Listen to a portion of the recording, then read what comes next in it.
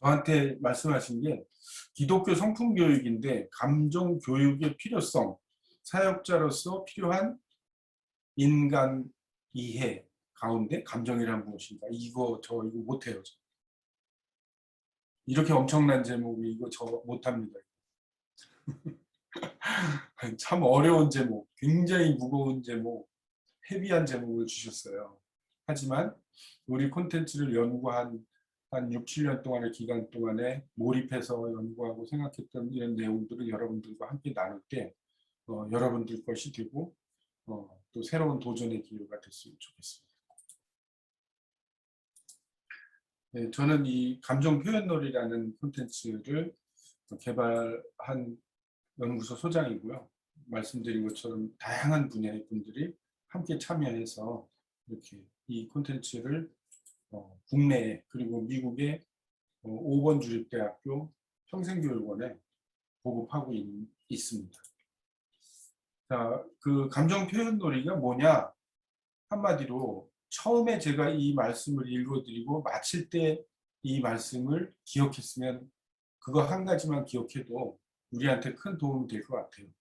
감정을 발견하고 감정을 알아가며 감정을 건강하게 표현하는, 있는 그대로 표현하는 게 아니고 건강하게 표현하는, 그것이 감정 표현 놀이입니다. 그래서 감정 놀이 그러면 우리가 감정 표현 놀이를 그냥 생략해서 쉽게 소통될 수 있도록 하기 위해서 감정 놀이 이렇게 이야기를 하거든요. 그러면 사람들은 일반적으로 처음 듣는 사람들은 감정으로 놀자고 이렇게 이해를 하는데 그게 아니고요. 감정 표현을 하는데 그 시기가 어릴수록 좋아서 우리의 성품은 어릴 때 만들어지잖아요. 유아기에.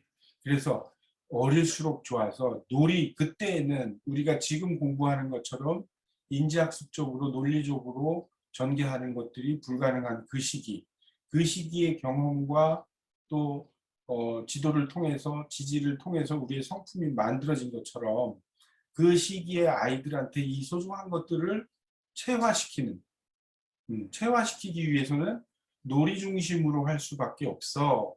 그 표현이 이 속에 녹아 들어가 있다고 생각하시면 됩니다. 그래서 2013년도에 저희는 뭐 이런 뭐 무슨 대 땡땡 빨 땡땡 뭐 이런 교육 콘텐츠를 개발하는 전문 기업이 아니고 교육기관을 운영하고 연구소를 운영하는 그런 작은 공동체인데 그 속에 교육 현장에서 끌어낸 거예요. 그래서 교육 현장에서 아이들과 함께 경험하고 또 계속 시행착오를 겪으면서 또 발전시켜 나가고 지금도 계속 꾸준히 부단한 노력을 통해서 발전시켜 나가고 있는 그런 프로그램이라고 생각하시면 되고 SNS를 통해서 여러분들이 다양한 동영상, 뭐 또 이미지, 유인물 이런 것들 블로그를 통해서 또 여러 가지들을 관심을 가지시고 찾아보시면 충분히 확인하실 수 있습니다. 오늘 인간 이해 가운데 감정이란 무엇인가 그래서 4개의 챕터로 제가 구성을 해봤어요.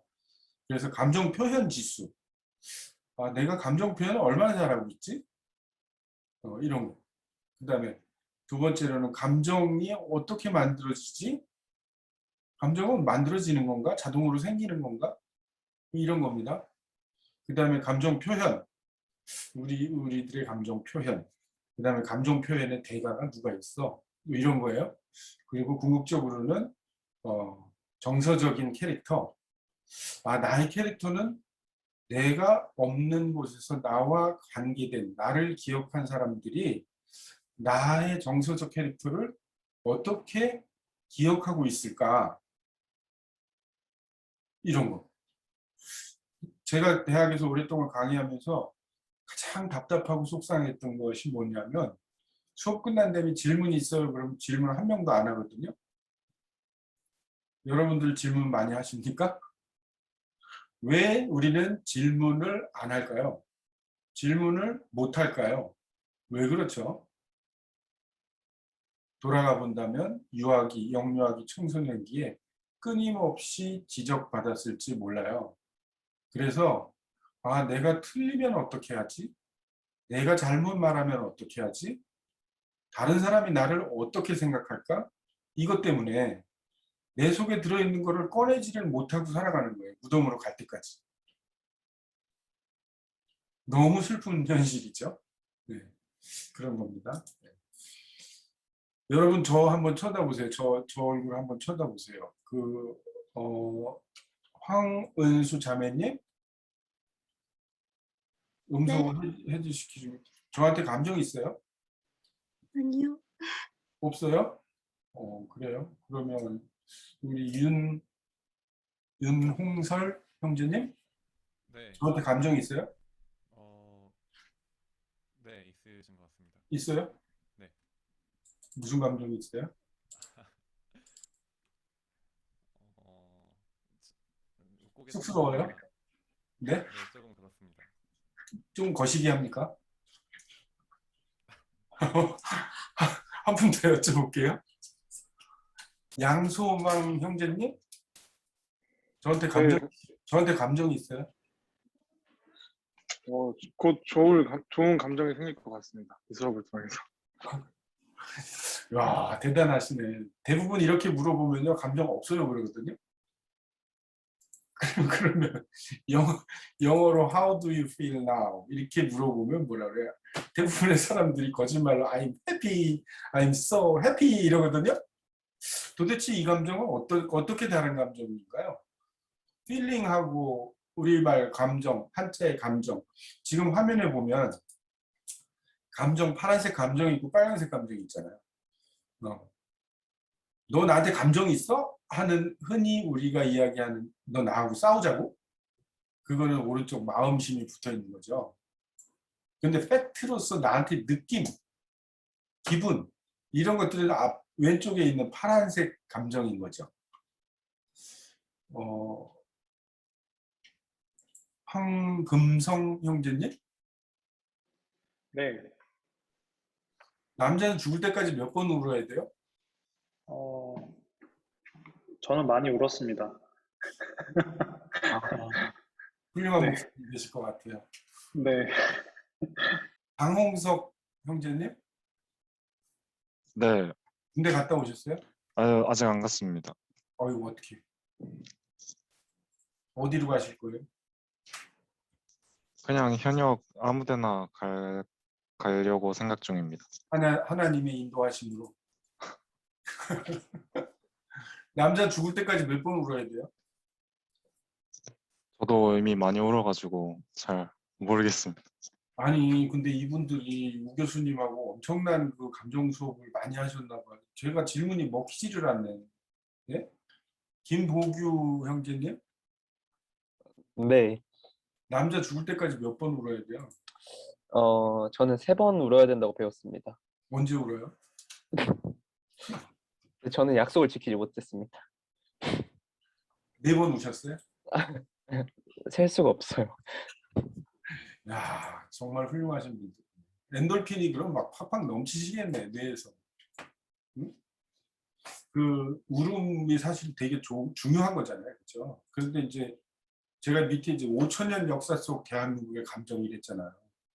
남자 3번만 울어야 되는데 언제 우냐면 태어날 때 울고 죽을 때 울고 부모님 돌아가셨을 때 울고 한 번 딱 더 기회 준다면 군대 갈 때 울고 그리고 나머지 울면 남자 사나이 아닌 거예요. 이게 도대체 어떻게 된 일인 거예요, 그렇죠? 지금은 이제 많이 변했지만 특히 기성세대들, 우리들의 부모님, 이런 연로하신 분들은 더 그렇죠. 그래서 포커페이스, 내 속을 보이면 안 돼. 그죠? 여러분들 고스톱 같은 거 안 치시잖아요. 그죠? 카드 치세요? 그거 잘 쳐야지 목회할 수 있는데. 그 포커페이스가 그런 거잖아요. 그죠? 내가 뭐 들고 있는지 몰라야 되거든요. 상대방이. 내가 뭐 들고 있는지 다 들키면 내가 돈을 잃잖아요. 게임에서 지잖아요. 그래서 포커 페이스 이렇게 얘기하죠. 그래서 표정을 들키지 않게. 그게 지금 우리들 한국, 대한민국의 이제 선진국으로 들어선 대한민국 사람들의 어른들의 표정 현주소라는 거죠. 그래서 저는 원어민들을 많이 데리고 있던 뭐 교육기관 운영하고 그랬는데 미국 애들이 이야기할 때 너 화난 일을 자꾸 얘기하거든요. 너 내가 화났냐? 내가 뭐 잘못했냐? 이런 거. 근엄하잖아요, 우리가. 그죠? 교수님이 강의할 때 우리는 근엄하게 보잖아요. 잘하나 못하나 보죠. 네? 그래서 공동체 속에서 질문도 안 하고 잘하나 못하나 보고 나의 감정을 숨겨야 되고 그래서 남들이 나를 몰라야 돼. 과연 그럴까요? 이제 그런 것들입니다. 그래서 이런 여러분들한테 지금 감정에 대해서 일단 묻는 것 같고 그래서 학술적으로는 찾아보면 감정이라는 것은 어떤 두산백과에 이렇게 나와 어떤 현상이나 사건을 접했을 때 마음에서 일어나는 느낌이나 기분 이렇게 감정을 사전적 정의를 하거든요. 그럼 마음은 뭐고 기분은 뭐냐? 마음은 몸을 통해 촉감을 느끼는 마음. 이거 도대체 상담학 사전에 나오는데 무슨 말인지 잘 모르겠어요. 이런 것을 근거로 해 무형의 대상을 인식하는 의식 등 6가지 이렇게 얘기하거든요. 그러니까 키워드가 6가지라는 거예요. 희로애락, 공포, 수치. 그래서 그 밑에 다양한 언어적 감정 표현의 단어들이 매달려 있다는 거죠.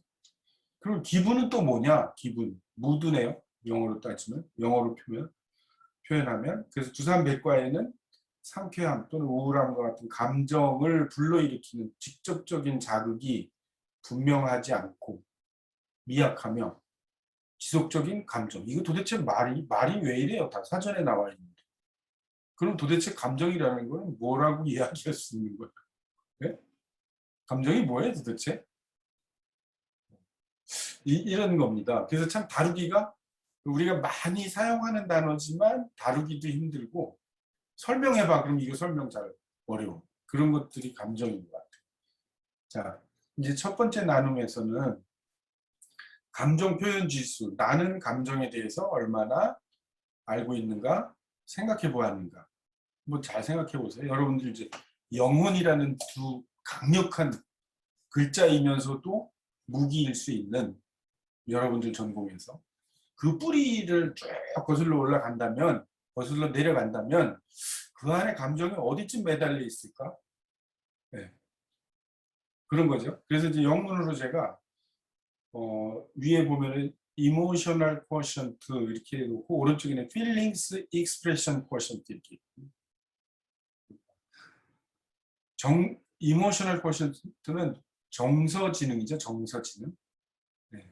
셀로비 박사나 존 가트만이나 이런 사람, 메이어나 이런 사람도 아주 세계적인 사회정서의 대가들, 학자들, 그분들이 주장하는 IQ와 다른 EQ를 이야기하는 거고 제가 오늘 여러분들과 나누고자 하는 거는 그거 속에 들어있는 거예요. 그 속에 감정 표현 지수.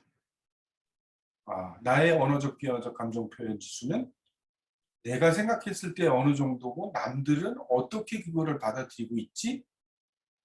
이런 겁니다. 하나 여쭤볼게요. 교회하면 떠오르는 감정은 제가 빨리 넘겨봐. 못 보신 분들, 화면을 못 보신 분들. 우리 박안나 자매님 신앙생활 하시죠? 네, 교회 다니십니까? 네. 네. 교회 하면 떠오르는 감정 단어 딱 하나. 교회 하면 떠오르는 감정 단어. 네. 틀렸다고 뭐라고 안 그래요 아무도. 네, 그럼 문화나의 기쁨. 네? 기쁨? 이 솔직해야 되는데 하나님이 거짓말하면 싫어합니다. 기쁨 말고 솔직하게 얘기해 보세요. 솔직하게요?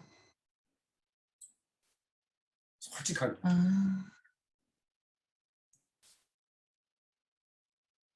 가식? 네? 아니, 가식은 감정 단어가 아니네요. 이게 어떻게 하면 지금 감정 표현 지수를 우리가 청진기를 이렇게 대보는 거예요. 네? 좋아요, 좋아요. 이 사회관계 사회정서는요 정답이 없다 그랬잖아요. 내가 원칙을 주장할 수 없다고 저는 깨닫고 있는 중이라 그랬잖아요. 사회관계, 사회정서, 릴레이션십에서는 틀리는 게 없거든요. 왜냐하면 각자 다 다르고 관계와 상황이 계속 진행형이기 때문에 같은 상황이 생길 수가 없는 거죠. 그래서 제가 이제 농담처럼 박한나 자매님한테 솔직하게 얘기해야 돼요. 이제 이런 거거든요. 우리 황원수 자매님, 교회하면 떠오르는 단어.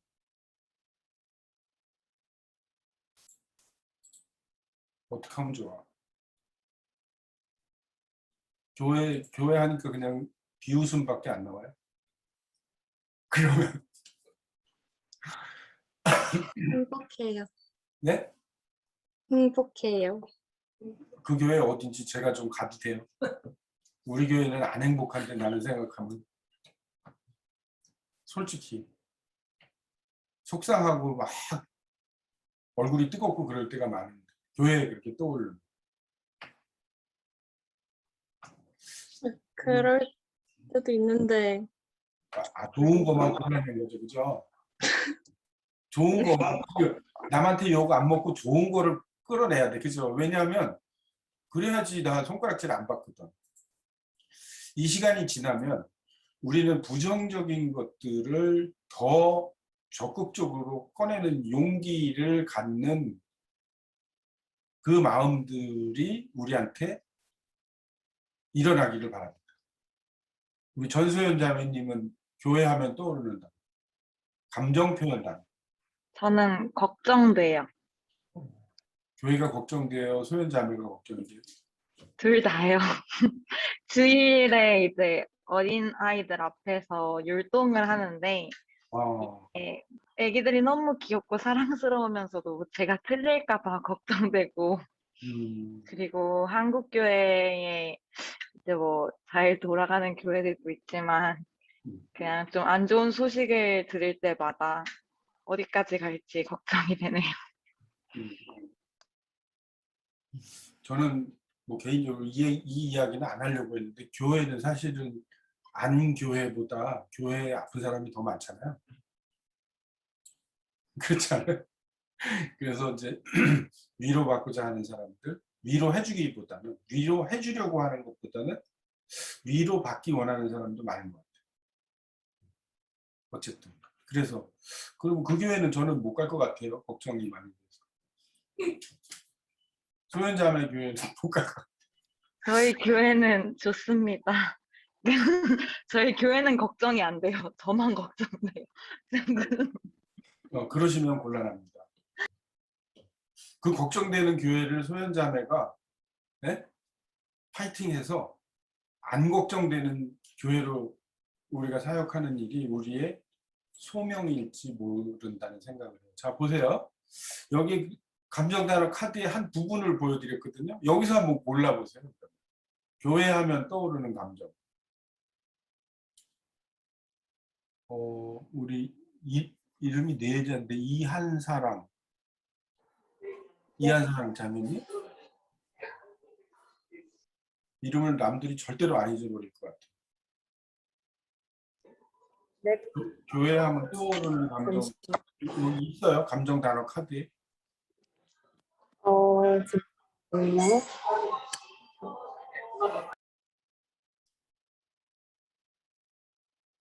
고르기 힘들죠. 저는 기대하는 기대하는. 것 같습니다. 야, 그 교회 목사님 훌륭하신 분 같아요. 성도가 기대하는 교회의 이미지를. 그러니까 제가 사실은 여쭤보는 것도 사실은 조금 극단적인 거죠, 그렇죠? 이렇게 더 구체화시켜서 물어볼 수 있죠. 교회하면 떠오르는 긍정적인 감정은, 교회하면 떠오르는 부정적인 감정은, 이렇게 여러분들한테 물어본다면 여러분들이 훨씬 더 접근하기가 쉽겠죠? 그렇죠. 감정 표현 단어, 지금 여기 나와 있는 기대하는, 괴로운, 끔찍한, 자신 있는 뭐 이런 것들이 감정 표현 단어잖아요. 이 단어 중에 혹시 모르는 단어 있으세요? 우리 황금성 형제님 여기 단어 모르는 단어 있으세요? 저는 다 아는 것 같습니다. 아니, 다 아는 것 같은 거는 내가 아니고 다른 사람이잖아요. 다 네, 알아요? 다 압니다. 네. 다 알죠. 그래서 우리 지금 황금성 강장님이 말씀하신 것처럼 100%다 알아요. 그죠? 다 안다고요. 그런데 실제로 가만히 생각해 보세요. 오늘 내가 사용했던 대화 가운데 여기 있는 단어 한 개라도 쓴 적 있어요? 있어요? 없어요? 있어요. 있어요? 전소연 자매님 있어요? 네. 한번 소개해 줄 수 있어요? 전 속상한이라는 단어를 썼는데요. 엄마한테? 아니요. 아빠한테? 아니요. 그냥 과제를 계속 해야 되는 제 자신이 너무 속상해서 친구한테 그럼 과제가 너무 많다고. 교수님이 잘못하고 계신 거예요. 아니요. 우지연 교수님은 이번 주엔 쉬운 과제를 내주셨습니다. 그러니까 참 이 대학도 웃겨요. 그죠? 교수님들 자기들이 과제를 한번 해봐. 한 과목도 아니고 수십 과목을. 조금 그것 좀 봐가면서 이렇게 좀 플렉서블하게 해야 됩니다. 그냥 막 소나게 퍼붓듯이 하고 이제 곧 중간고사, 기말고사 나의 고통을 알런가 상대는 알고 내주나 모르고 내주나.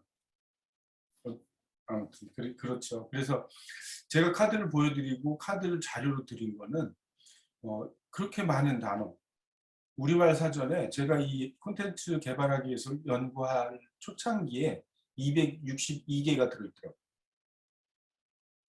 히, 노, 에, 락, 공포, 수치 6개의 상징적인 키워드 속에 262개가 매달려 있는 거예요. 근데 그 262개를 다 보면은 정답을 다 100점 맞아요. 대학까지 안 나왔어도 다 100점 맞는다니까. 그런데 사용하는 거는 없어요. 이건 무슨 일이 생긴 거지? 그런 겁니다. 자, 보세요. 여러분들 자주 쓰는 표현, 이런 거 자주 쓰시나요? 진짜? 젊은 사람들 진짜 많이 쓰죠. 그죠? 짜증나. 드라마에도 많이 나와. 미치겠네. 다 미치면 성한 사람이 없네. 죽겠다, 죽겠어. 이렇게 입에 대인 사람들이 있어요. 그죠? 일도 모르겠거든. 처음에 저는 일도 모르겠거든. 이게 지금 일이 뭔가를 가만히 생각을 해봤더니 하나도 모르겠거든. 그죠? 맞아요? 이게 지금 우리들의 감정 표현 지수에 표현하고 있는 나의 감정. 뭐 여기 함께 하시는 분들이 다 그렇지는 않겠지만 제가 빈도 높게 듣는 사람들의 감정 표현이거든요. 이거를 바꿔보면 진짜? 미국 애들도 really? 이거 하잖아요. 그죠? 근데 오, 그럴 수 있어요. 그죠? 감탄사 하죠. 그죠? 감정 표현 단어로 감정을 표현한다는 짜증나? 미치겠네는 진짜 미치겠는데 정말로 미치는 건 아닐 텐데 죽겠다 죽겠어 힘겹다 벅차다 이렇게 표현할 수 있죠. 그렇죠? 일도 모르겠긴 자신 없는데 당황스럽거든 이런 단어들 우리 다 안다고 그거 안 쓰고 그냥 일도 모르겠거든 뭐 이렇게 그냥 아무 때나 미치고 아무 때나 죽고 그러는 거죠. 계속 중생하는 거예요. 그죠? 계속 죽겠으니까. 자, 그 다음에 상대가 무슨 생각을 하는지 되게 궁금하다고요. 특히 우리 부모님들은 우리가 무슨 생각을 하는지 여러분들이 무슨 생각을 하는지 속에 뭐가 들었는지 되게 궁금해하세요. 그렇지 않아요? 너 도대체 무슨 생각하는 거야? 좀 솔직하게 좀 이야기 좀 해봐. 뭐 이런 거죠. 그죠? 우리가 인사할 때 안녕하세요 뭐 이런 거 많이 쓰잖아요. 그죠? 대한민국 공통어죠. 인사 헬로에 무슨 뜻이에요? 안녕하세요. 무슨 일이 있었어? 좀 표정이 부정적이면 무슨 일 있었어? 이렇게 물어보잖아요. 밥은 먹었어? 여러분도 밥 먹었니? 그렇게 해요? 친구들 간에? 하십니까? 이거 되게 가난할 때 쓰던 말이거든요. 굶어서 식량이 없을 때 기성세대들이 6.25 뭐 이런 거 겪은 사람들이 야, 너 안 굶었어? 그 얘기거든요. 그걸 지금도 하거든요. 점심 먹었어? 저녁 먹었어? 굶었으면 사줄 것도 아니면서. 저기야, 상태가 안 좋아. 상태가 안 좋아. 이렇게 바꾸면 어때요? 평안하셨어요? 이 감정 표현 달아줘야죠. 기분이 지금 어때? 부정적. 기분이 어때? 이렇게. 밥은 먹었어? 그게 정말 궁금하면 점심 즐거운 점심 됐어? 이렇게. 마음이 불편한가요? 이런 거. 이렇게 물어봤을 때 피드백 때는 답하고 안녕하세요에서 나오는 피드백.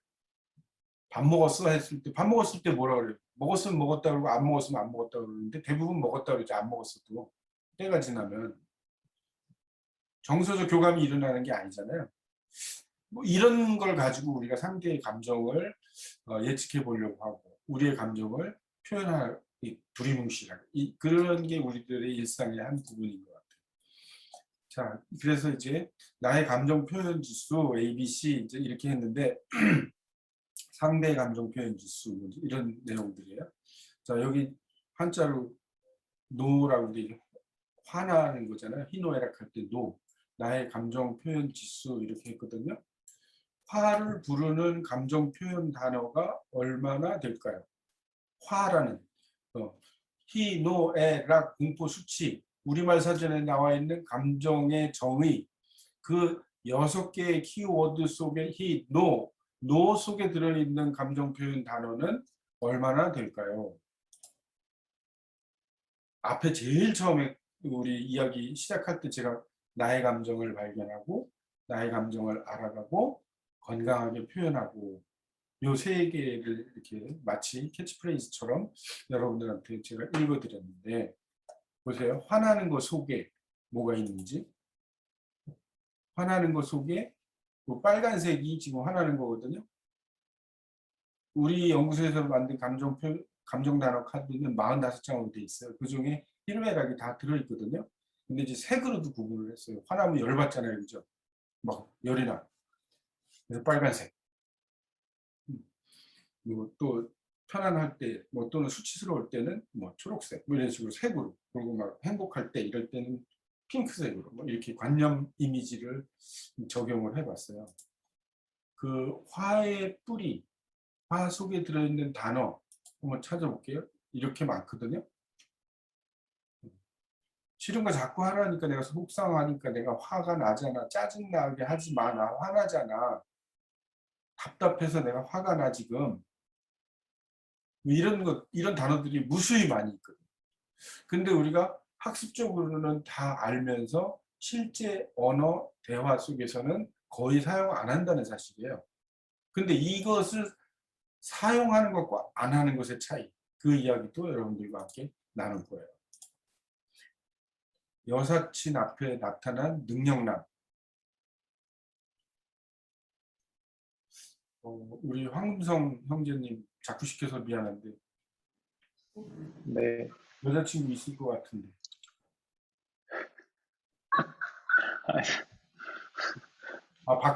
박한나 자매님이 CC예요? 저요? 네. 네. CC예요? 네. 저 쪽집게네. 저도 CC로 결혼을 해서 지금 40년 살고 있거든요. 근데 학교 다닐 때 아무도 몰랐는데 우리 결혼할 때 알고 서프라이즈를 했거든요. 그 박한나 자매님 옆에 황금성 형제님보다 훨씬 잘생기고 키도 한 뼘은 더 크고 뼈 길이도 길고 능력이 엄청 출중한 사람이 나타나서 옆에 있어요. 그럼 화나요? 아니요. 아니, 남자분한테 제가 여쭤본 거예요. 아, 황금성 형제님은 화나요? 안 나요? 화납니다. 왜 화나요? 질투가 좀 날 것 같습니다. 아니 그러면 화나면 어떻게 해요? 박한나 자매님한테. 옆에 장동건이 나타났어. 장동건은 이제 나이가 많네. 요새 뜨는 배우 누구 있어요? 갯마을 차차차 봐요? 갯마을 차차차 남자 주인공 보조개 들어가는 주인공 있잖아요. 아주 연기도 잘하는 그 주인공이 박한나 자매님 옆에 나타나서 막 아는 척해. 그럼 화나잖아요, 그죠? 근데 박한나 자매님이 막 사인해달라고 막 쫓아갔어. 그럼 화나잖아요. 왜 화나요? 화나면 어떻게 해요? 그냥 확 집으로 가버려요? 안 들리세요? 잘? 황금성 형제님 그 음소거 해제 좀 해주시겠어요?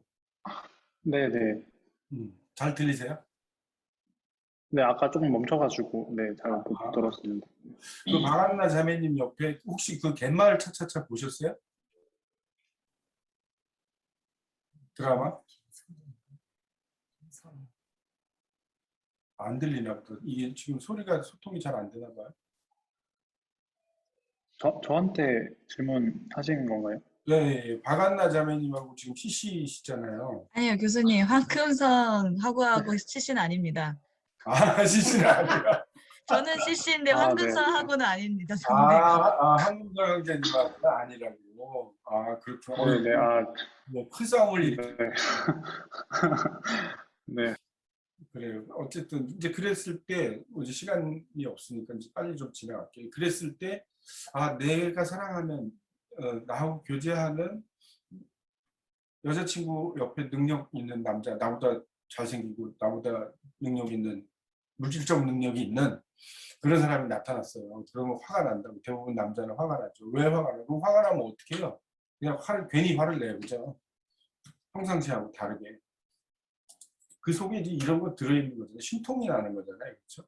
속상하고, 샘도 나고, 질투도 나고, 이런 건데, 그냥 화부터 내고 소리를 지른다든가, 괜히 막 물건을 쾅쾅 놓는다든가, 그리고 상대가 나의 감정을 읽기를 바라는, 특히 이제 여성들도 많이 그렇게 하는 것 같아요. 근데 그때 한번 보세요.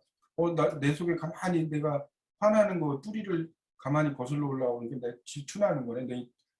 창피하지만 질투나는 거구나. 야, 내가 질투나서 지금 화가 나고 이렇게 표현할 수 있을까요?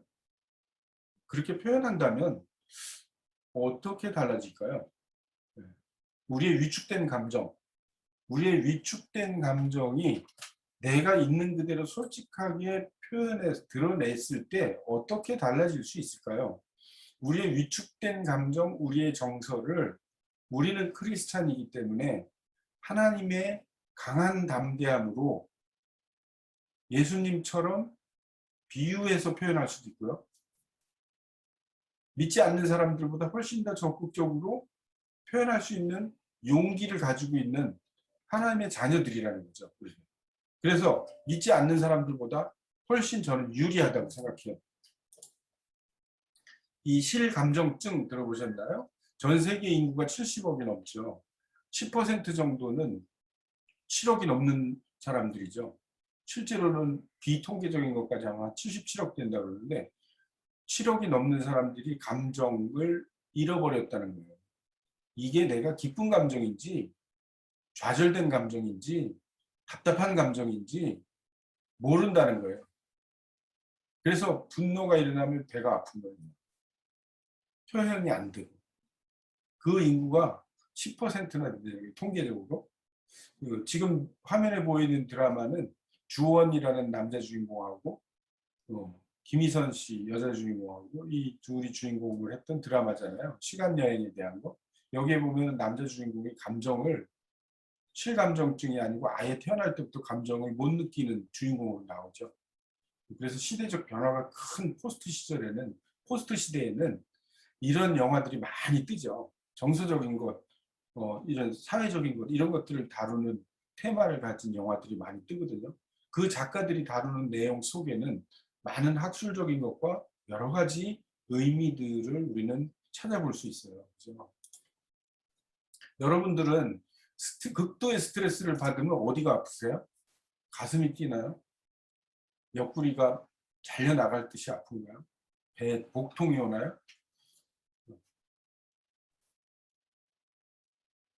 어떤 유형인가요? 우리가 뭐 기질, 뭐 이런 것들을 따질 때 또 뭐 애니어그램이나 다른 우리의 정체성을 파악을 할 때 유형 파악할 때 MBTI나 뭐 모든 그런 학술적인 내용들을 이렇게 통해서 보게 되면 가슴형, 배형, 장형, 그다음에 두뇌형 뭐 이런 식으로 분류를 하잖아요.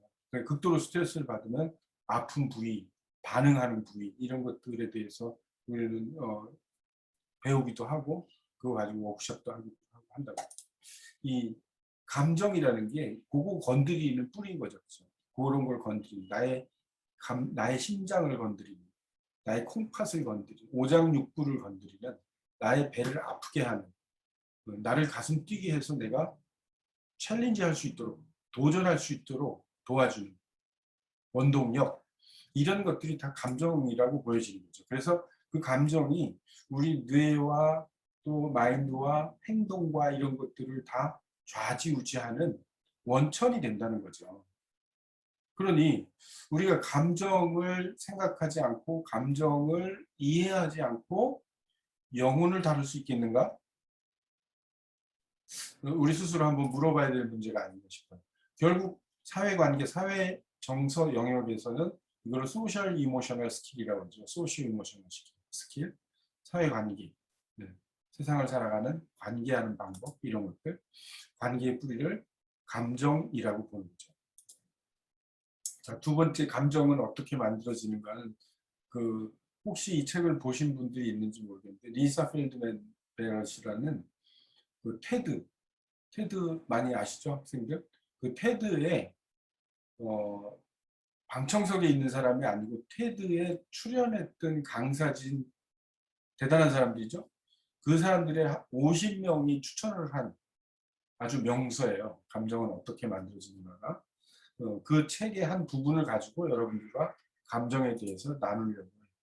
여기 아기가 있잖아요. 아기, 그렇죠? 만 나이가 한 2~3살쯤 됐 우리 나이로 2~3살 그 정도 됐을 때 장난감을 가지고 놀고 있어요. 그래서 여러 가지 장난감을 가지고 놀고 있는데 이 장난감 가지고 놀고 있는 장난감을 일제히 재밌게 놀고 있는 장난감을 다 치워서 통 속에 넣어버렸어요. 이 아이는 장난감을 자기가 좋아하고 재미있게 즐기던 장난감을 몇 개 정도 기억할 수 있을까?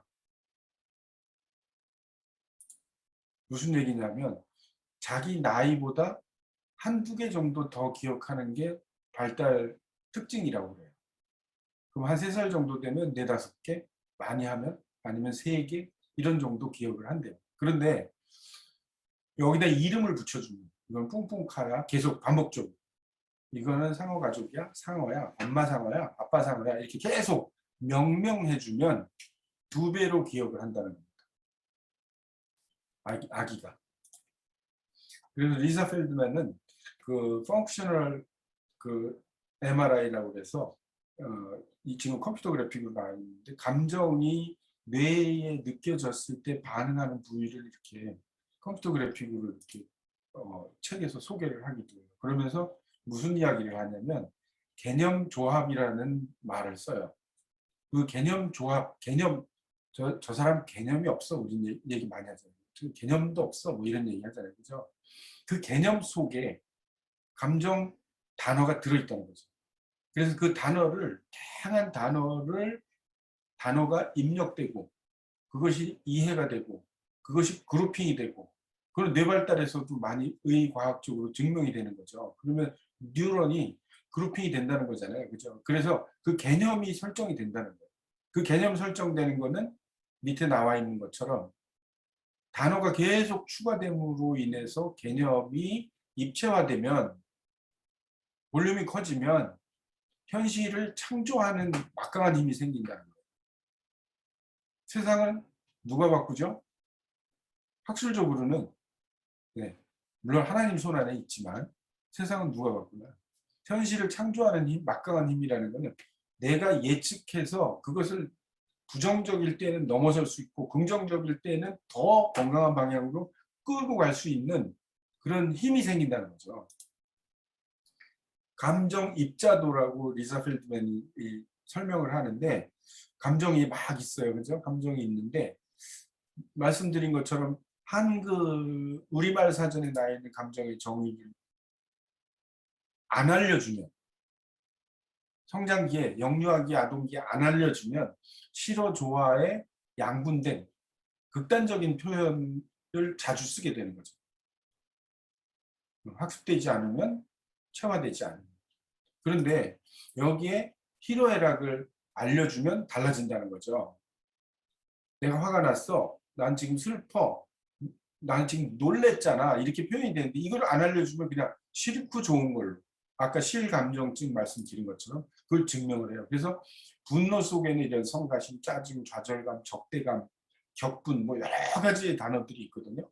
그럼 그 단어들을 언제 쓰는지 우리가 마치 거울처럼 나의 부모들이, 나의 선생님들이, 나의 형제가 내가 성장할 때 대화 속에서 그런 단어들을 쓰면서 이런 건 이때 쓰는 단어야, 이런 거는 이렇게 쓰는 거야를 반복적으로 누적시켜서 내 뇌에 패턴화됐다면 싫어, 좋아에 국한된 표현을 하는 것을 넘어설 수 있다는 거죠.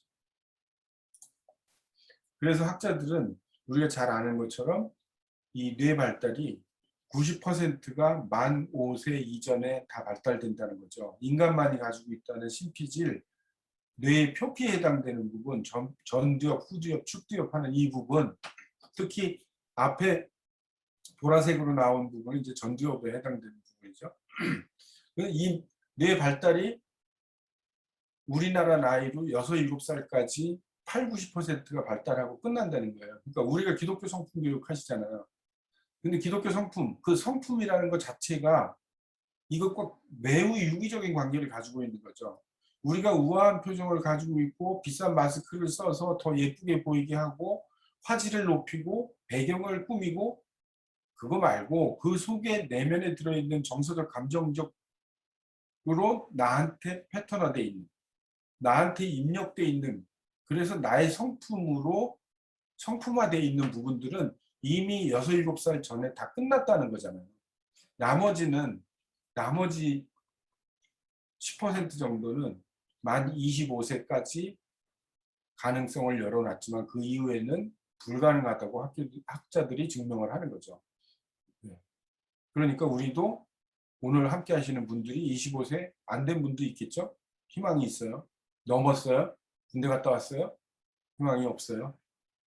통계적으로. 희망이 없다면 거슬러 올라가서 내 안에 쓴뿌리를 찾아내는 것처럼 거슬러 올라가서 그것이 무엇인지 회복하는, 신앙적으로 회복하고 학술적으로 회복하는, 인지적으로 회복하는 그 과정이 우리한테는 필요할 것 같아요. 그래서 감정 표현을 하지 못하는 사람들은 뭐 이런 표현들 많이 하죠. 그래서 리사 펠드맨은 압축해서 그녀의 말을 정리하면 단어가 개념이 되고, 개념이 생기면 예측하는 능력이 생긴다는 거죠. 그러면 그 능력에 인해서 내 신체가 조절이 되고 그것이 바로 기분이 된다는 거죠. 그래서 감정 단어를 많이 알면 우리가 하고 싶은 감정 통제, 여러분들은 감정 조절과 감정 통제에 대해서 어떻게 변별하십니까? 감정 조절은 무엇이라고 이해하고 계세요? 참는 것이 감정 조절인가요? 표현 안 하는 것이 감정 통제인가요? 조절은 마치 댐에 담긴 물의 수위를 조정하는 것과 같은 그런 거죠. 영어로는 그냥 컨트롤러 통제까지 다 이렇게 표현이 되는데, 통제는 뭔가요? 살인사건이 일어났을 때 수사대가 폴리스 라인을 치고 못 들어오게 하는 게 통제죠. 예를 들면. 그럼 통제와 조절이 어떻게 다른가요? 우리한테 감정의 표현과 인지된, 느껴진 감정을 표현하는 일은 부정적일 때, 긍정적일 때 조절돼야 되나, 통제돼야 되나? 긍정적일 때는 조절되면 입장 바꿔가 훨씬 더 좋아지겠죠? 부정적일 때는 통제돼야 될 부분들이 많겠죠. 그래서 감정학자들은 통제라는 표현을 조절보다는 통제라는 표현을 요즘은 많이 표현하는 것 같아요. 그것을 다시 공구 박스에 비유를 한다면 여기 한 공구 박스에는 연장이 툴이 한 대여섯 개밖에 안 들어있어요. 하나에는 수십 개의 공구가 풀세트로 들어있어요. 공구 박스 하면 우리는 어떤 연상을 하게 되나요? 이런 거죠. 기능적인 거, 분해 조립할 수 있는 거, 활용하는 거, 조정, 교정하는 거, 점검하는 거 이런 데 쓰는 게 공구죠. 근데 상대적으로 막 풀세트의 공구를 가지고 있다면 응용력이 추가적으로 생기고 유연성도 생기고 또 새로운 것을 창작할 수 있고 성취할 수 있는 게 있겠죠. 결론적으로 왜 많이 알면 감정 단어를 많이 알아서 개념 정리가 많이 되면 왜 통제하기 쉬워지는가 이런 거죠. 그죠?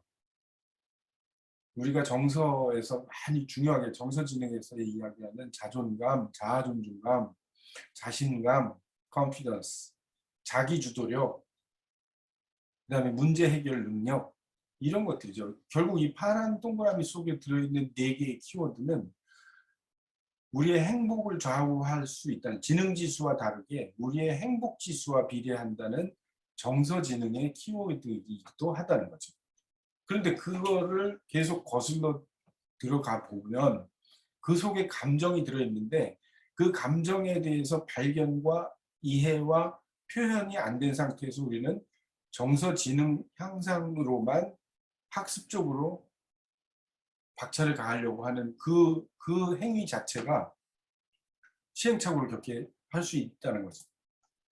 그래서 리사 펠드맨은 실제로 임상을 하는데 아동들을 데리고 테스트를 해요. 그래서 감정 단어 알기를 일주일에 20번씩 하는 거예요. 20분씩 일주일에 한 번 20분. 그리고 아는 것만이 아니고 제가 앞에서 여쭤본 것처럼 사용할 수 있는 거를 같이. 그래서 20분씩 해서 그렇지 않은 그룹과 두 그룹을 비교를 했을 때 성적이 현저하게 차이가 납니다. 사회적 행동도 현저하게 발달한다는 거예요. 그것을 책 속에서 리사 펠드맨은 감정은 어떻게 만들어지는가라는 책 속에서 소개를 합니다.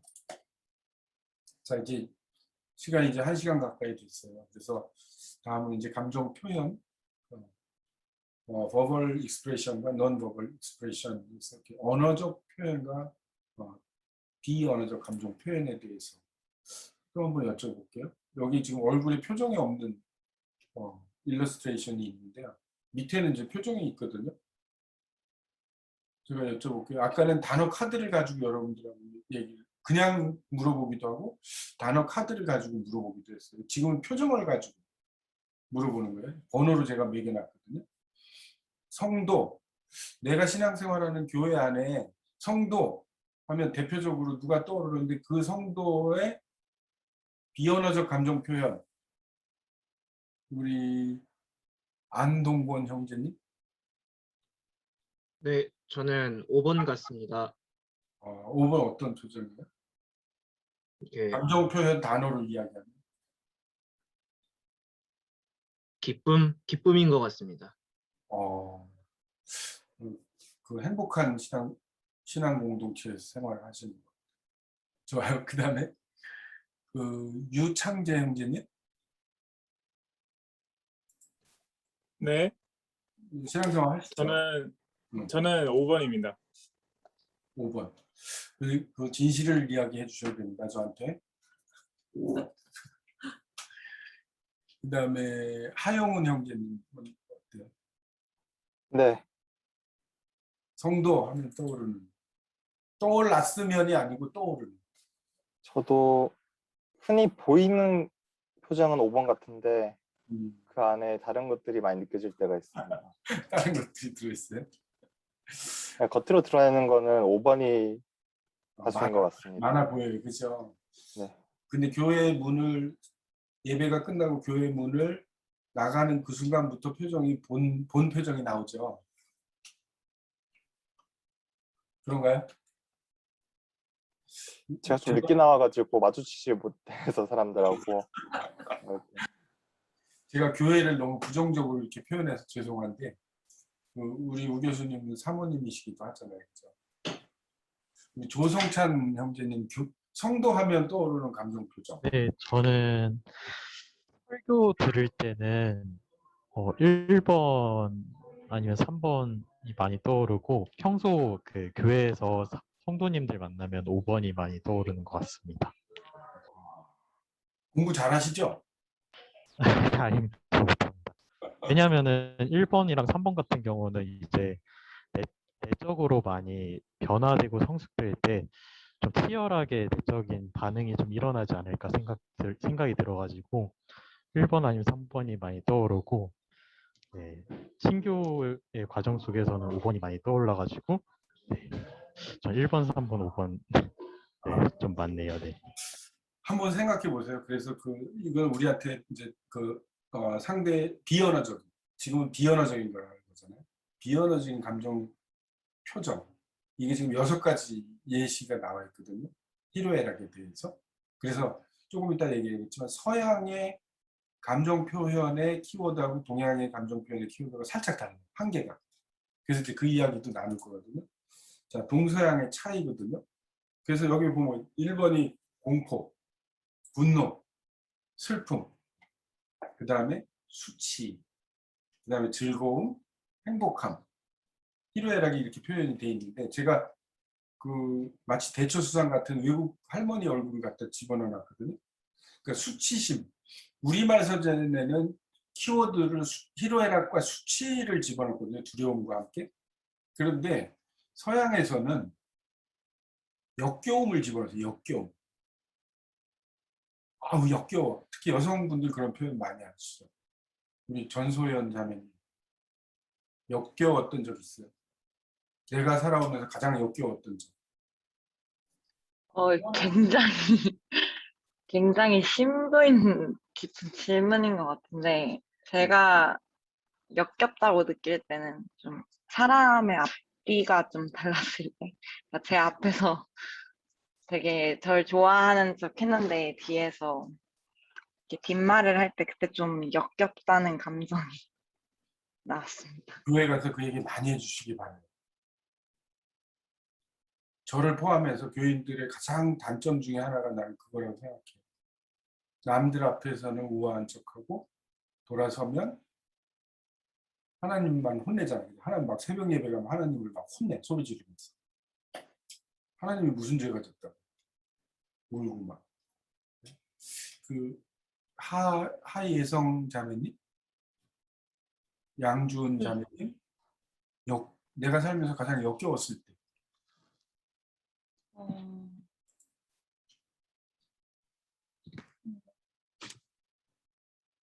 가장 역겨웠을 때 말과 행동이 달랐을 때 그런 감정을 느꼈던 것 같습니다. 양주은 자매님, 가장 역겨웠을 때. 저는 정말 딱 봤을 때도 되게 더럽다라고 느껴질 만한 그런 걸 봤을 때? 잘 안 씻는 사람. 아니요, 그런 건 아니었고. 그냥 길 가다 본 약간 음식물 쓰레기라든지 그런 거. 남이 술 먹고 토해놓은 거. 네네네. 그거는 막 신체적으로 막 역겨운 거고, 이 정서적으로 역겨울 때 있어요. 그렇죠? 정말로 막 우리가 흔히 이야기하는 토가 나와. 막 이런 표현도 하고 그러잖아요. 그렇죠? 언제 그렇지? 그러니까 이 서양 사람들이 이제 그런 면에서 조금 다른, 우리 한글 학자들이 정의화한 감정의 키워드들하고 조금 다른 각도를 가지고 있어요.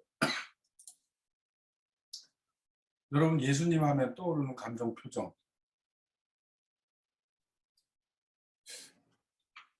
어느 분이 말씀을 해주실까요? 김동현 형제님? 예수님 하면 떠오르는 감정 표정. 저는 6번이 떠오릅니다. 서프라이즈. 네. 왜요? 옛날에는 저 예수님 하면 떠오르는 감정이 이제 제가 굉장히 많이 부족하다고 생각을 해서 이제 2번이나 3번을 많이 생각을 했었는데, 요즘에는 하나님께서 많은 은혜를 주셔가지고 놀랍다는 생각을 많이 하는 것 같습니다. 하나님의 은혜가. 그러면은 우리 동현 형제님의 성장 모습을 보면서 예수님이 세상에 이런 대견한 일이 이렇게 하실 거다. 야, 훌륭하십니다. 네? 좀 카메라 앞에 얼굴 좀 이렇게 가까이 해보세요. 되게 잘생기셨네. 잘생겼다는 말 많이 들으세요? 많이 듣지는 않습니다. 오늘 저녁에 기분 좋으시기를 축복합니다. 이 예수님 사진을 제가 여기다가 캡처를 떴는데 예수님이 이렇게 생겼어요, 사실. 이 김동준 형제님, 예수님 이렇게 생겼나요?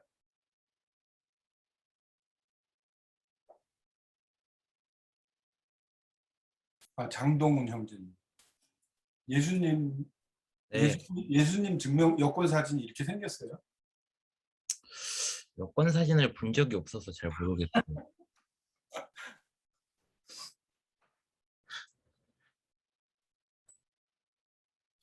우리는 이 엄청난 착각의 교회의 비주얼, 시각적 이미지, 교회가 연출하는 시각적 이미지에 현혹되거나 착각하고 있는 게 있는 것 같아요. 예수님이 이렇게 잘 안 생겼어요, 그죠? 파란 눈에 노란 머리 아니거든요. 중동에 금발머리 중동 사람이 어디 있어요? 이스라엘인데 있을 수 있나요? 혼혈인가? 근데 키도 그렇게 크고 잘생겼나요? 아닐걸요? 그런데 우리는 이 누군가가 그려놓은 이 그림을 마치 예수님의 실제 모습이라고 우리가 생각하고 있나? 내 마음에? 아닐걸요? 저는 절대 아니라고 생각합니다. 이 그림은 없애야 된다고 생각해요. 다. 가짜잖아요, 가짜. 이렇게 잘생겼으면 여사친이 얼마나 많았겠어요. 자, 언어적 비언어적 감정은 이렇게 지금 우리는 262개의 감정 표현 단어 중에서 우리 연구소에서 만들어놓은 유아들의 감정 표현이라는 책에서 글밥이 최소화된 아이들의 얼굴이 많이 소개된, 표정 얼굴이 많이 소개된 책에서 180여 개의 감정 표현 단어를 일회락에 맞춰서 이렇게 끌어냈어요. 그래서 이거를 실제로 놀이를 통해서 사용할 수 있도록 해요. 그래서 이 아이들이 한 2년 정도 이 놀이를 하면 일주일에 한 번씩 2년 정도를 하게 되면요. 최소한 감정 단어 카드에 있는 45개에서 100여 개의 감정 표현 단어를 실제 자기 언어 속에 자연스럽게 사용합니다. 그런데 어른들은 일주일 내내 방송사에서 그거를 실제로 무작위로 시험을 했잖아요. 지나가는 어른들한테. 무작위로 시험을 해서 지난 일주일 동안 당신이 썼던 말 중에서 그 대화 속에서 감정 표현 단어를 생각나는 대로 한번 표현해 보세요. 그랬더니, 그리고 1분이라는 시간을 줬어요. 그랬더니 평균 3개. 제일 많이 한 사람이 7개예요. 262개 중에서. 그러면 우리 콘텐츠를 가지고 놀이 중심 활동을 통해서 성품의 결정적 시기 영유아기에 감정을 발견하고 알아가고 표현하는데 그 과정을 거친 아이들이 아동 청소년기를 거쳐서 자기 언어 속에서 감정 표현 단어를 40, 50개, 100여 개를 쓰는 그 사람과 맥시멈 7개를 쓰는 우리들과 어떤 차이가 있을까요? 엄청난 차이죠. 거기에 비언어적 감정 표현은 언어적 감정 표현보다 감정 표현 단어보다 훨씬 더 많죠. 이것이 우리들의 감정의 현주소라고 할 수 있는 거죠. 그래서 비언어적 감정 표현의 학술적 연구의 대가가 폴 에크먼이라는 사람이거든요. 비언어적 감정 표현. 얼굴 표정을 보고 눈썹이 모아지면, 미간이 좁아지면, 눈꼬리가 올라가면, 입이 처지면, 그래서 지금 AI가 그런 것들을 연구하고 있는 거잖아요. 그래서 스캔하면서 그 사람의 감정을 읽어내려고 하는 그 연구를 굉장히 빠른 속도로 하고 있잖아요. 그거는 지구의 종말까지 연구를 해도 다 해결할 수 없다고 저는 장담해요.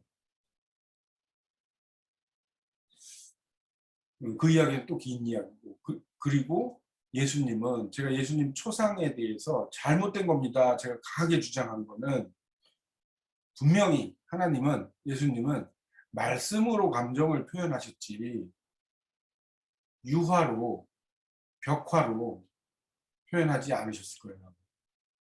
그거는 문맹 시기에 종교혁명 이전에 성당 시절에 사람들이 문장이 안 되고 표현이 안 되니까 화가들이 그림으로 이렇게 표현한 거죠. 미켈란젤로나 이런 사람들이 성당의 벽체, 교회의 벽체에다가 알기 쉽도록 이렇게 그림으로 표현한 거지 그게 실존하는 거는 아닌 부분이 훨씬 많은 거죠. 신약 시대에 뭐 이제 실존했던 인물들이 뭐 역사적으로 탐색을 해서 이렇게 표현된 것과는 다르게 예수님의 모습은 이 모습은 절대 아닐 것이다. 저는 그렇게 생각해요. 자, 여러분들 부캐, 본캐 이제 마지막 챕터인데요. 한 15분 정도 남은 것 같아요. 이렇게 반까지 다 써도 되겠습니까, 오 교수님? 네, 교수님. 네. 부캐, 본캐. 저도 이 단어를 최근에 알았거든요. 부캐, 본캐. 하예성 자매님? 네. 부캐, 본캐 많이 쓰죠? 네. 예성 자매님은 본캐하고 부캐가 달라요, 같아요? 본캐가 뭔지 잘 모를 정도로 부캐가 다양하게 있는 것 같습니다. 공부 잘하시는 분 같아요, 대답이. 본캐가 뭔지 모르게 부캐가 다양해서 그럼 조성모의 가시나무새 유행가에 나오는 것 같은 거예요? 내 속에 내 안에 너무 많은 데가 있어 뭐 그런 건가요? 이 캐릭터에 대해서 나누고 좀 아실 텐데 이 워크시트를 드렸을 거예요. 이거는 그냥 그 성경 동화에 있는 그 그림을 캡처를 떴는데 나는 어떤 캐릭터로 비추어지기를 원하나 뭐 이제 이런 거거든요. 여러분들 그 워크시트에 이렇게 한번 여기 있는 인물들 대부분 뭐 아브라함도 있고 뭐 요셉도 있고 쭉 있잖아요. 그죠? 이렇게 그냥 그림으로만 봐도 느껴질 수 있는 인물들 그런 캐릭터들이 있는데 여러분들은 어떤 캐릭터로 비추어지기를 원하십니까? 그 다음에 성경 속 말씀에서 어떤 말씀이 내게 기억됐기 때문에 또는 내가 그 말씀을 쫓아가려고 하기 때문에 그 캐릭터를 나의 캐릭터하고 이렇게 한번 연결시켜 보려고 하는가 그것을 여기에 제가 우리 연구소에서 만든 이 희로애락의 맵 희로애락 시계 방향으로요 핑크색이 희죠 락이죠 그 다음에 노란 건 락 그 다음에 브라운 색깔은 공포 아니 파란색이 공포 그 다음에 빨간색은 분노 보라색은 수치 뭐 이제 이런 내용들이거든요. 그 캐릭터는 이 감정 바퀴라는 이모션 맵에다가 내가 집어넣으면 나는 어느 키워드 속에다가 집어넣을 수 있지 그리고 나를 바라다 보는 나와 관계하는 사람들은 나를 그렇게 인식할 수 있을까? 그렇지 않다면 나는 나의 많은 사역의 계획 속에서 어느 쪽의 캐릭터로 나를 다듬어 갈까? 이런 생각들 이 맵을 통해서 한번 조용히 quiet 타임을 할 수 있을 것 같아요. 자, 이제 끝으로 마무리를 할 텐데 주님은 코치인가 감독인가? 코치와 감독이 어떻게 다를까요? 우리 유홍섭 형제님? 윤홍섭 형제님. 네, 소장님 윤홍설입니다. 죄송해요. 주님, 코치하고 감독하고 어떻게 다르죠? 코치는 선수한테 직접적으로 붙어서 어떤 기술적인 것을 가르치는 반면에 감독은 전체적인 전술이나 이런 것들을 지도한다고 알고 있습니다. 그럼 선수 입장에서 누가 더 무서워요? 코치가 더 무서울 것 같습니다. 그럼 교수님은 코치인가요? 감독인가요? 코치라고 생각됩니다. 코치라고 생각합니다. 그럼 무섭겠네요? 오지영 교수님, 네, 사랑합니다.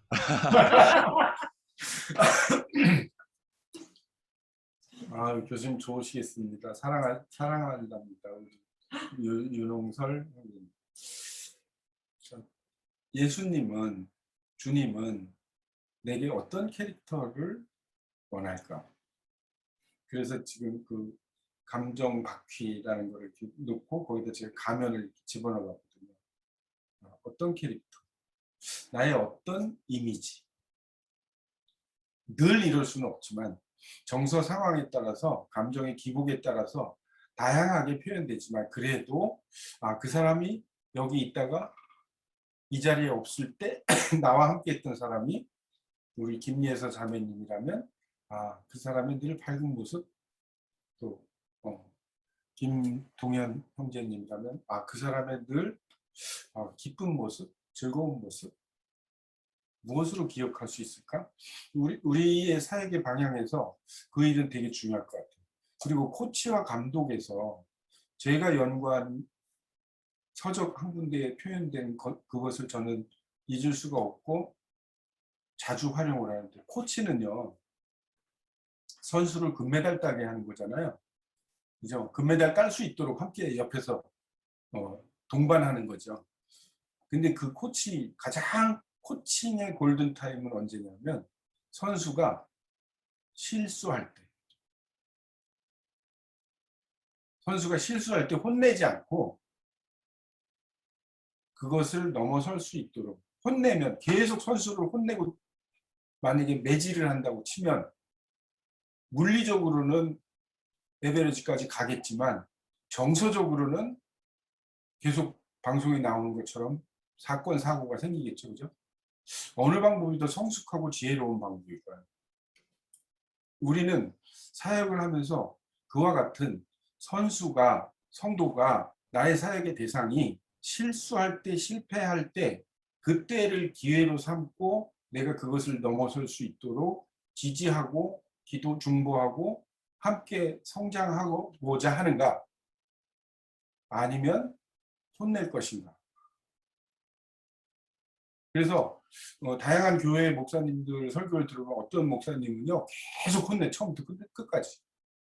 그래서 자존감은 바닥을 쳐. 집에 가서 가만히 생각하면 내가 괜히 혼나고 하루 종일 혼나고 오는 거야. 근데 어떤 목사님은 늘 신나, 뭐 안 되는 것도 없고 되는 것도 없고 막 신나는 목사님도 있어요. 어떤 목사님은 힘을 줘요. 똑같은 본문에서도 내게 힘을 주는, 나의 도전을 주는, 용기를 주는 그 스토리를 나의 정서에다, 나의 영혼에다가 이렇게 갖다 붙여줘요. 여러분은 어떤 사역을 하시고 싶으신가요? 이 정서지능의 대가가 존 가트만이죠. 존 가트만과 예수님, 지저스 크라이스트, 공감 잘하는 사람. 예수님은 공감 잘하는 사람을 원하실까? 신앙생활 잘하는 사람을 원하시겠죠. 앞에 우 교수님 말씀하신 것처럼 종에 대한 말씀을 하시더라고요. 종이라는 거는, 종은 우리가 주의 종 그런 얘기 하잖아요. 그죠? 종과 주인의 차이가 뭔가요? 종은요, 질문이 없죠. 질문할 수 없습니다. 종. 제가 너무 극단적으로 표현. 왜냐고 얘기하지 않고요. 종은. 그죠? 그것이 우리가 이야기하는, 하고 싶어하는 순종의 부분일 것 같아요. 이거 우리 한번 같이 함께 읽었으면 좋겠어요. 시작. 자신의 기분을 잘 다루고 부정적인 감정을 덜 느끼며 감정적 동요 후에 신속히 회복한다. 존 가트만은 이것을 회복 탄력성이라고 이야기합니다. resilience. 자, 또 하나 읽을게요. 상처를 자주 받지 않는다. 사역하면 엄청난 누더기가 될 겁니다.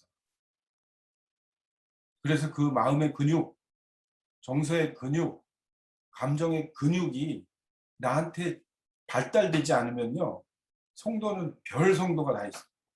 저같이 못된 까칠한 염소 같은 성도도 있고 별 사람이 다 있어요. 그죠? 눈빛으로 나를 여러 번 상처 주는 사람도 있고 정말로 형용할 수 없을 만큼 많은 부정적인 상황도 있고 또 기쁨도 크고. 그래서 그 상처를 자주 받지 않는다. 시작. 상처를 자주 받지 않는다. 강한 사회관계를 형성한다. 그것이 정서지능에서 이야기하는 자아 존중감이죠.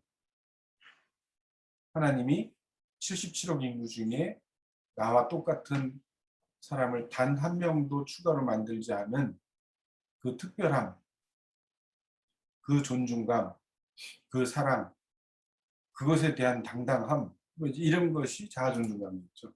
그래서 결국 사회생활을 보다 잘한다. 결국 이것이 사회정서, 사회관계, 존 가트만은 이렇게 압축해서 이야기를 합니다. 예수님도 마찬가지겠죠. 그래서 다이어그램을 그리면 지능지수와 정서지능, 그 속에 이런 키워드들이 있는데 그것보다 더 중요한 뿌리는 솔직한 감정 표현, 그 다음에 끝까지 듣는 나의 마인드, 감정을 이입시켜 줄 수 있는 용기, 배려, 그 다음에 억제와 조절과 통제, 이런 마음의 근육, 우리는 그것을 감정지능이라고 표현을 합니다. 끝으로 이제 아인슈타인 과학자 모르는 분 없잖아요. 아인슈타인이 이런 고백을 해요. 과학은 진리와 이해를 향한 열정을 가진 사람에게서 창조되는데 그러나 이러한 감정의 원천은 종교에서 나오고 여기에 신앙이 속해 있다. 이렇게 93년도에 세상을 달리한 아인슈타인의 고백입니다. 그리고 덧붙여서 하나님은 주사위를 던지시지 않는다. 그리고 결코 겉옷에 심장을 달고 계시지 않는다. 이렇게 표현합니다. 심장이 우리 가슴 속에 들어있어야 되는데 심장을 옷 바깥에다가 이런 표현을 하거든요. 아인슈타인이. 그래서 만물의 운행은 우연히 일어나지 않으며 하나님의 뜻이 보이지 않는 것처럼 만물의 뒤를 보아야 알 수 있다. 이렇게 아인슈타인이 이런 표현을 합니다.